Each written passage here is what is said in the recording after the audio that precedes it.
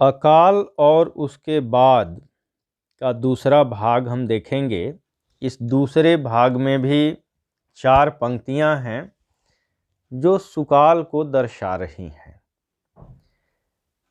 दाने आए घर के अंदर कई दिनों के बाद, धुआं उठा आंगन से ऊपर कई दिनों के बाद, चमक उठी घर भर की आँखें कई दिनों के बाद, कौवे ने खुजलाई पाँखें कई दिनों के बाद।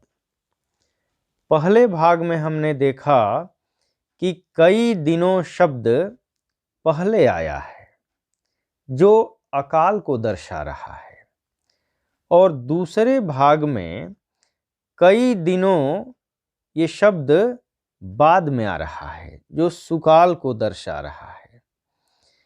अकाल के बाद सुकाल आने में 1 वर्ष से ऊपर का समय लगेगा, और उस 1 वर्ष से ऊपर के समय को कवि ने इन चंद पंक्तियों में समेट दिया है जो नागार्जुन को बड़ा कवि बनाता है।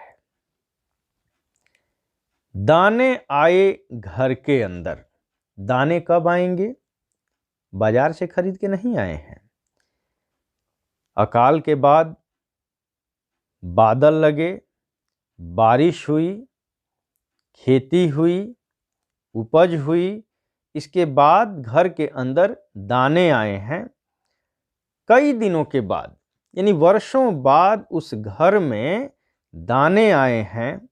और जब दाने आए तो अगली पंक्ति में कवि लिखता है कि धुआं उठा आंगन से ऊपर कई दिनों के बाद। धुआं उठा, कहाँ से धुआं उठा? यानी चूल्हा जला। चूल्हा जो रो रहा था अपने दुर्भाग्य पर, आज उसका सौभाग्य जग गया कि चूल्हा जला। चूल्हा कब जलेगा? तो जब चक्की चलेगी। चक्की की चर्चा यहाँ नहीं है, लेकिन चक्की चली, अन्न तैयार हुआ, चूल्हा जला, और चूल्हे से जो धुआं उठा आंगन के ऊपर, वह काफ़ी दिनों के बाद, कई दिनों के बाद उस घर में धुआं दिखाई दिया है, यानी चूल्हा जल रहा है।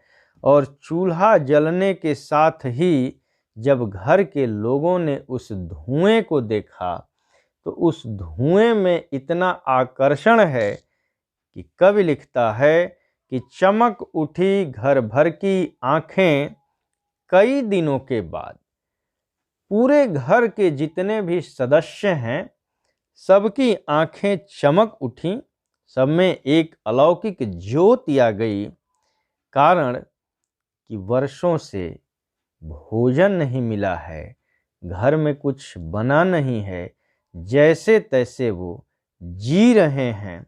लेकिन आज उस धुएं को देख करके यह प्रतीत हो रहा है कि निश्चित रूप से आज अपने घर का बना हुआ वह अन्न हमें खाने को मिलेगा। इसलिए सबकी आँखों में आनंद दरस रहा है, आनंद की एक झलक दिखाई दे रही है, और सबकी आँखें चमक रही हैं। फिर आगे लिखते हैं, कौवे ने खुजलाई पाँखें कई दिनों के बाद। अब यहाँ कौवे से क्या तात्पर्य है? कौवा घरों में मंडराता है, कहीं जूठा मिल गया उसको खाता है, लेकिन जब उसको भरपूर भोज्य पदार्थ प्राप्त होता है और खा करके वह तृप्त होता है तो वह अपनी पंख को खुजलाता है। दूसरी स्थिति यह होती है कि जब बरसात होती है, कौवे भीग जाते हैं तो अपने पंखों को वह झाड़ करके और फिर पंख को खुजलाने का कार्य करते हैं।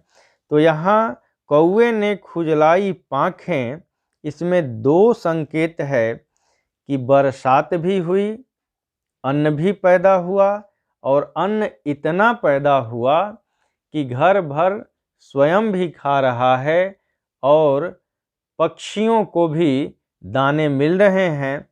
कौवा भी उस बचे हुए भोज्य पदार्थ को खा करके अपना खुशी जाहिर करते हुए, अपनी खुशी को दर्शाते हुए वो अपना पंख खुजला रहा है।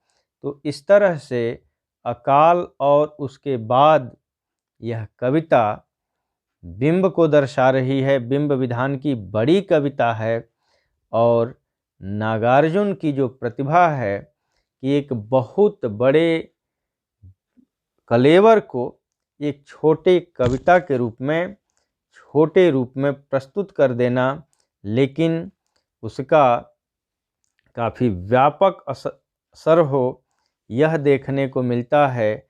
और उसी की प्रतिनिधित्व करती हुई यह कविता है अकाल और उसके बाद।